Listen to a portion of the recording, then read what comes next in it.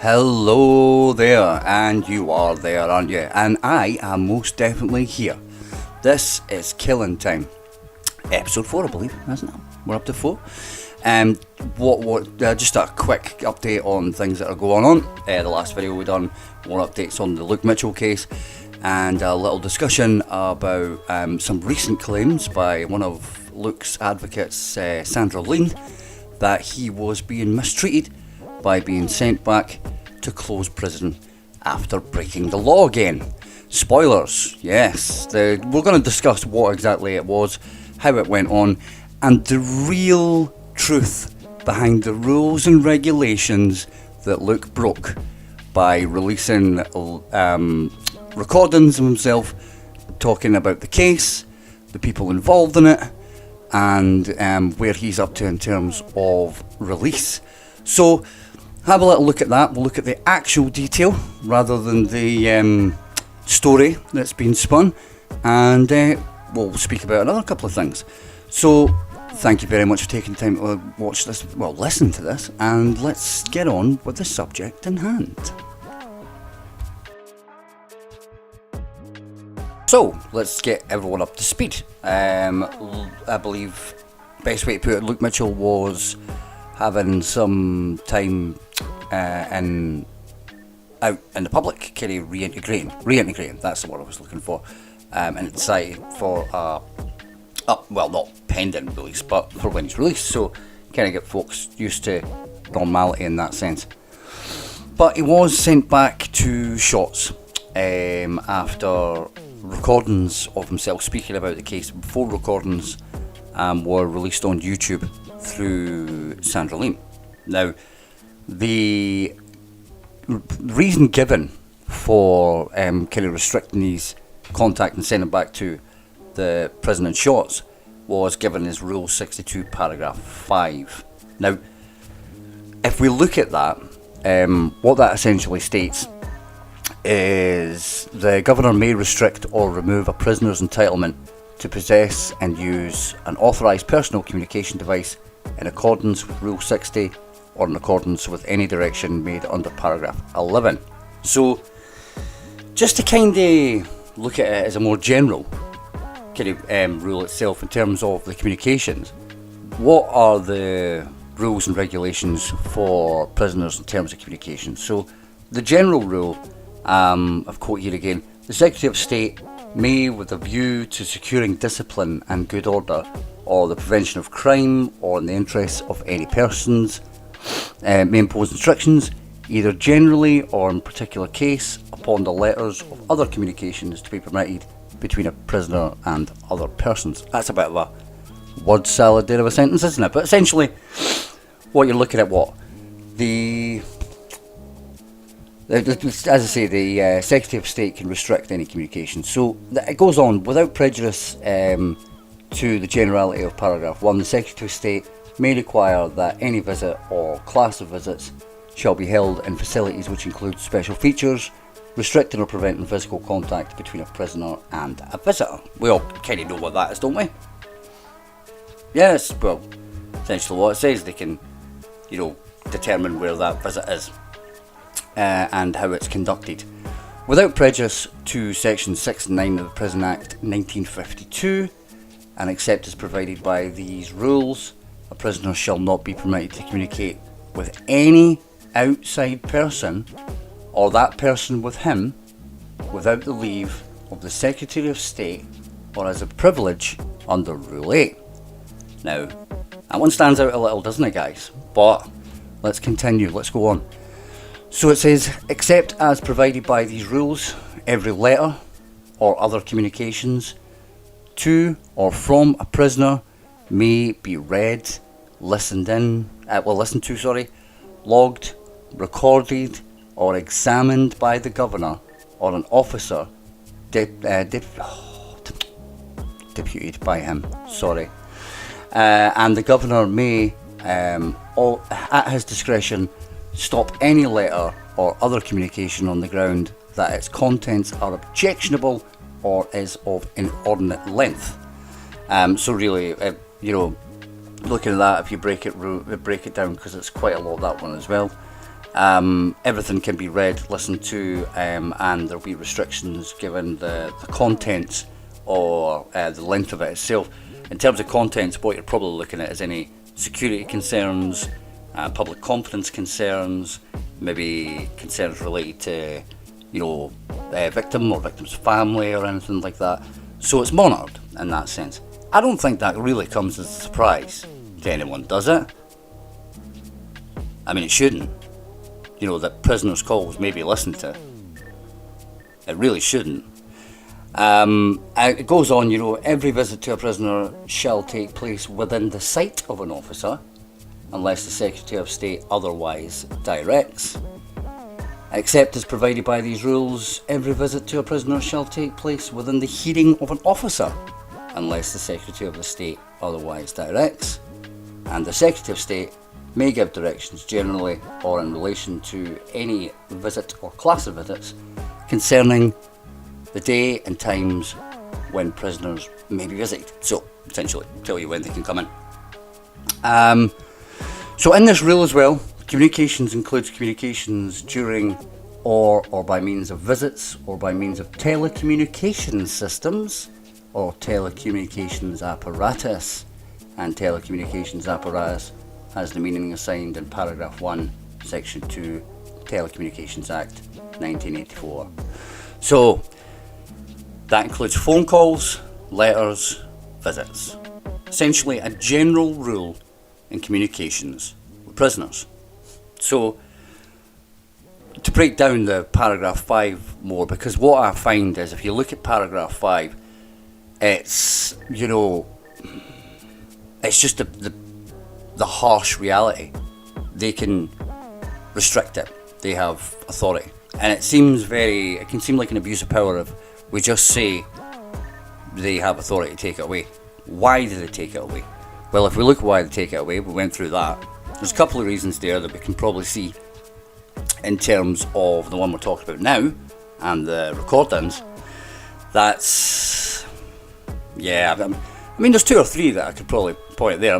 You heard them, so you can say as well. But there's a number of things there that the recordings themselves would go against. But, I mean, the thing is, as I say, with everything being what you call monitored as well, including letters and recordings and, well, basically having it be done within, an officer hearing you as well. So, what all these rules followed doesn't look like it. Would anyone else think that these have been followed? No. So the idea that that he's been silenced is itself a falsehood, because this shouldn't be happening. Let's face it, if this was the norm, then YouTube would be filled with recordings from people from prison telling you how, what's going on in the case and how innocent they are. And again, really shouldn't be sharing all that information. I understand why people have done it. It's a very shock value thing to it, but it's disgenuine. It's not the proper, rules and regulations in that sense. We cannot do that.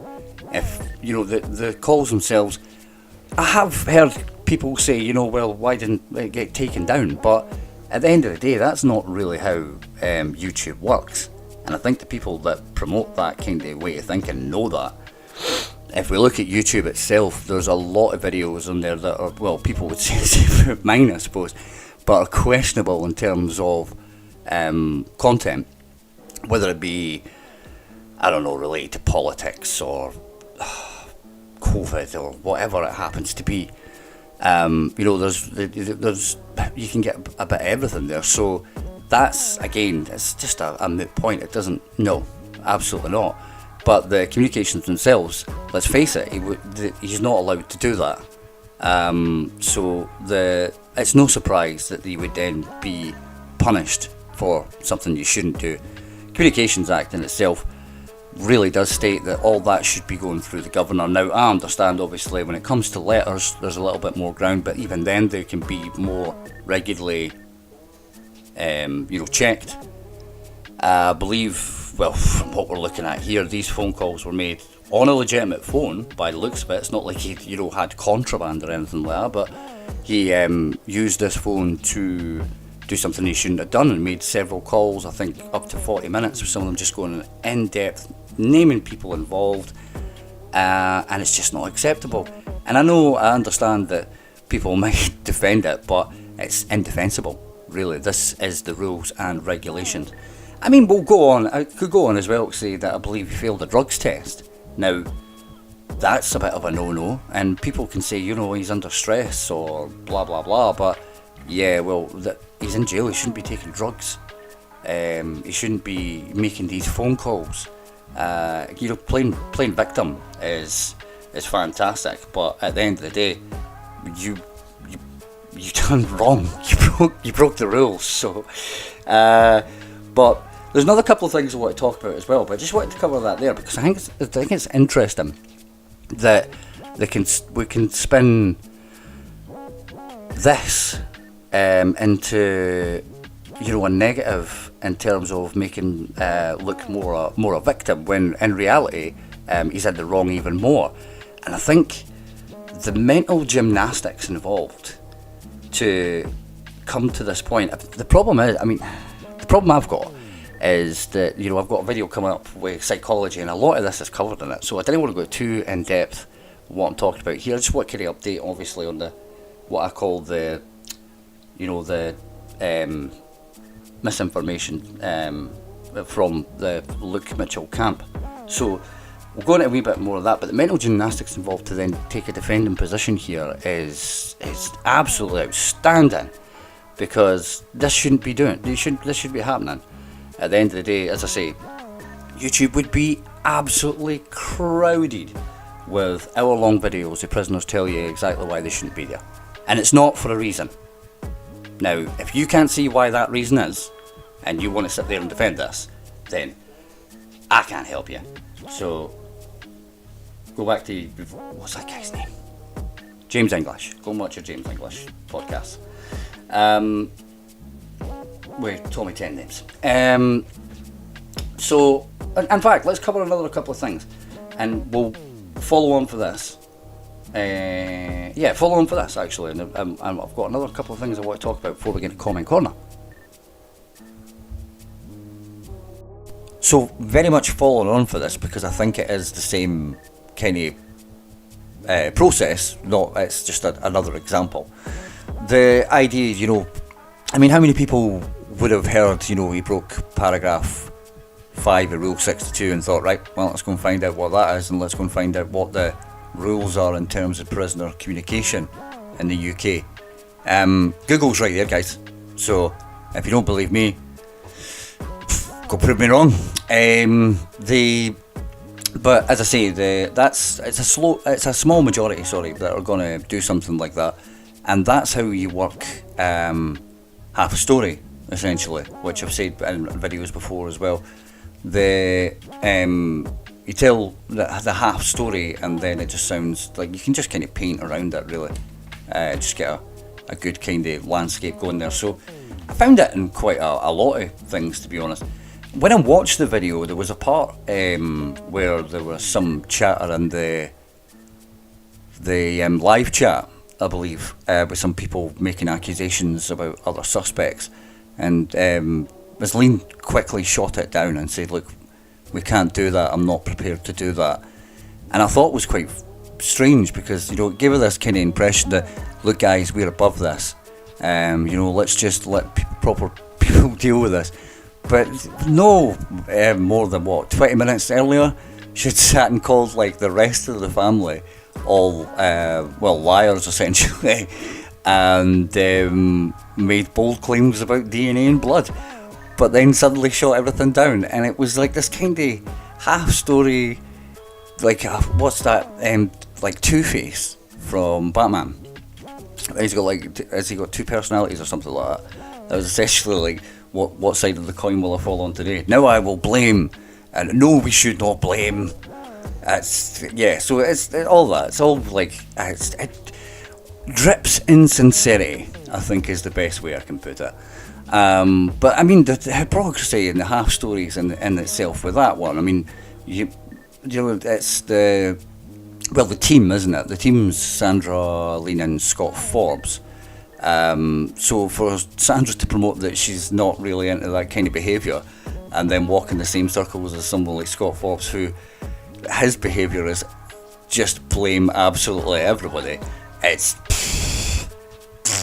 nonsense. Talk a good game though, half story.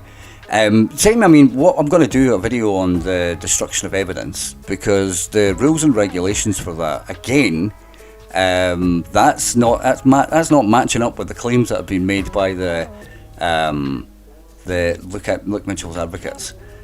So we'll look at that as well, because that, I mean, well, actually, there was somebody that shared quite a lot of stuff on Twitter about that. If anybody watches these videos that are on Twitter, you've probably already seen it, but it's worth a look, because the rules on destruction of evidence, that's quite eye-opening as well, in terms of the claims that are being made. Half stories, guys. In fact, we take a step back. It was 2 drugs tests that Luke failed as well. I'm telling the half story. It was 2 drugs tests in the space of 8 months, I believe he failed. So yeah, so not only did he break the rules when it comes to communications, and we did go through that, and if you want to defend that, then, mental gymnastics, I don't know any gymnastic terms, but some kind of backward somersault into a position of defence there. But not only that, the drugs test, failing them as well, there's a couple of things there as well, and I don't think, to be honest, there's a lot of sympathy from anyone outside of Luke's supporters, for good reason. But obviously this is another kind of victim thing. The solicitor comment, this is one that I really wanted to kind of nail down. Does anyone in the comments, anyone out there in the land that is listening, could you tell me who Luke Mitchell's solicitor or lawyer is, please? I'll wait. It's not Scott Forbes. There's a video about that coming up as well. It's definitely not Scott Forbes. Anyone? I'll let you think about it, and you can get back to me in the comments. So, what else have we got to talk about? We've got a little bit comment corner as well coming up. We'll have more obviously coming up on this case, and we'll have a video coming up on the psychology things where I can go a wee bit more into depth as to why we get these half stories, and then why they are then so easily defended. I'll look at a couple of examples in the Benoit case and in the Luke Mitchell case, where this has been done on both sides. And actually, before we go into comment corner, one thing I would like to say, sidetracked, sorry, the big focus on mainstream media, which I find really another hypocritical thing. The media obviously being blamed for finding people finding Luke guilty, and the way they treated him. Some specific reporters, called out on it as well. However, we see now that it's used and dropped when it's suitable. So there was a couple of months ago, I believe now, both Scott and Sandra were in the paper with the claims obviously about destroyed evidence, untested DNA. Quite proud to promote all that kind of stuff. But suddenly the mainstream media is back to being the lizard people, the Illuminati, because now they're against them because they reported on Luke getting sent back to prison and the drugs tests and everything else. Chopping and changing here, guys. It's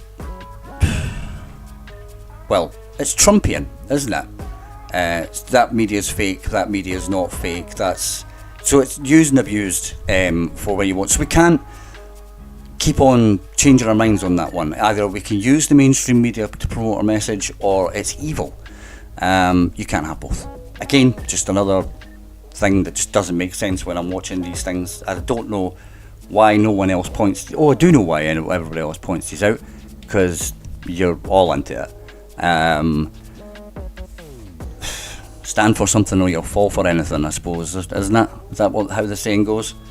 Well, you fell.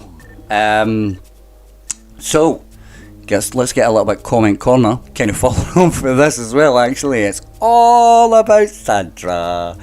Let's do comment corner, and then we'll wrap this video up.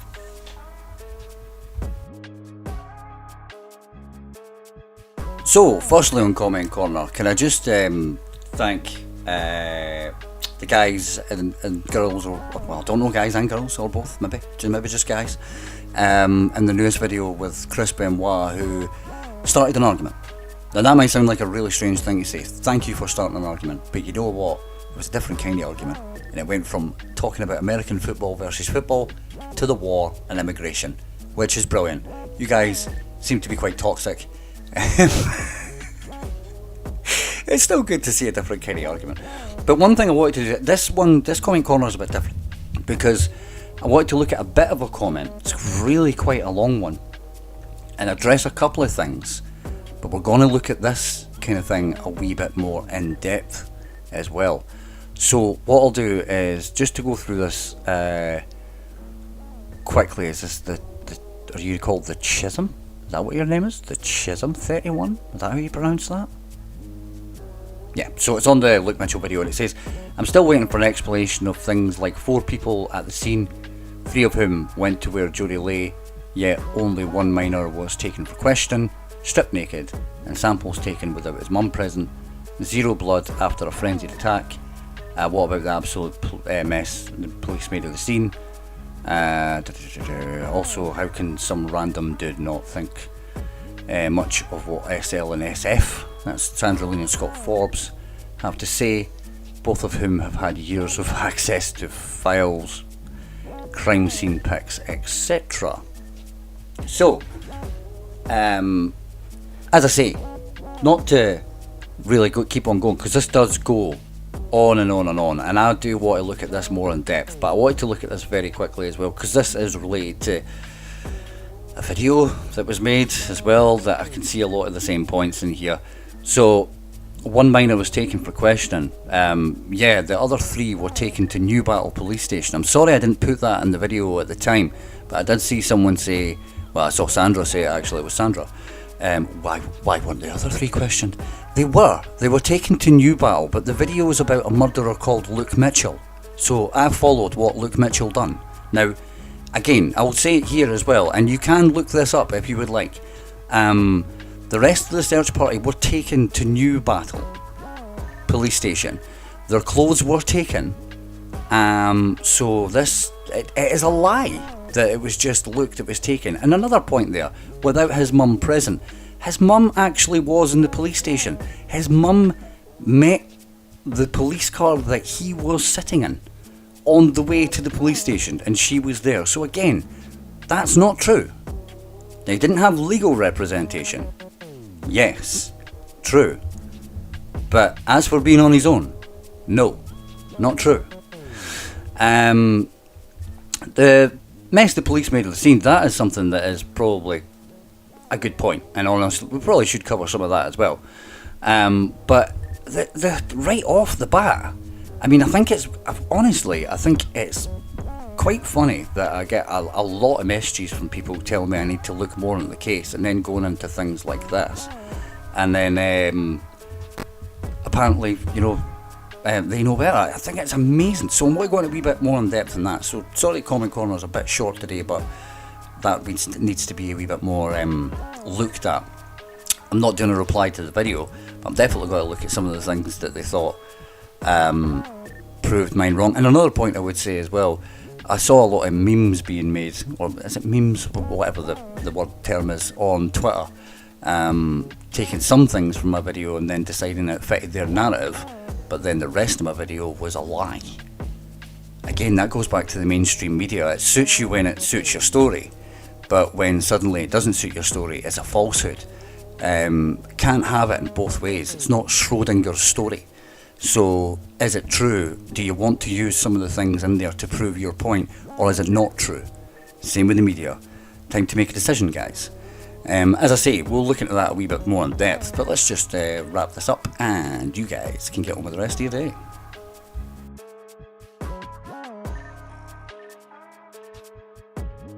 So, in brutal summary, Luke Mitchell broke the regulations and rules involved with communications and 2 drugs tests in 8 months and had restrictions put on him, and now Luke's team want to make out that he's a victim when he broke the rules and regulations. There's a brutal summary, guys. You can argue against it if you want. I've read you the rules, and that's as simple as that. As far as Luke being a victim, absolutely not. As far as the hypocrisy goes, I think we need to look more into that. Obviously, we've had that short comment corner. It was a very long comment, but what we should do is maybe do a little video on that and some other kind of behaviours, mental behaviours in terms of, well, I say mental behaviours, it is pretty mental, in terms of the people that do defend proven, criminals. Proven guilty, sorry. So what we'll do is we'll have our long form video coming up on the psychology things. We'll probably have a couple of other updates, got some more things on the advocates and the stories that have been told and the truth as well. Please do, if you can, leave me the name of Luke Mitchell solicitor in the comments below, and leave a comment just to say hiya, give me a wee subscribe, hit a wee sarcastic thumbs up. Follow us on Twitter at What They Found. Keep on sending us all the stuff that you have been, guys. Shout out to guys like Basil Faulty. I know he's put up a lot of things. We'll look at some of the things that he's actually shared as well in terms of the destruction of evidence. We really do have to look at that, because the actual wording in the law of that is quite interesting when you look at the claims that have been made by the Luke Mitchell's team. So we'll have a little look at that as well. Keep a little eye out for that. Keep a little eye out for our long form videos. As I say, follow us on Twitter at What They Found. Give us a little sarcastic thumbs up. And whatever you do, enjoy the rest of your day. Bye.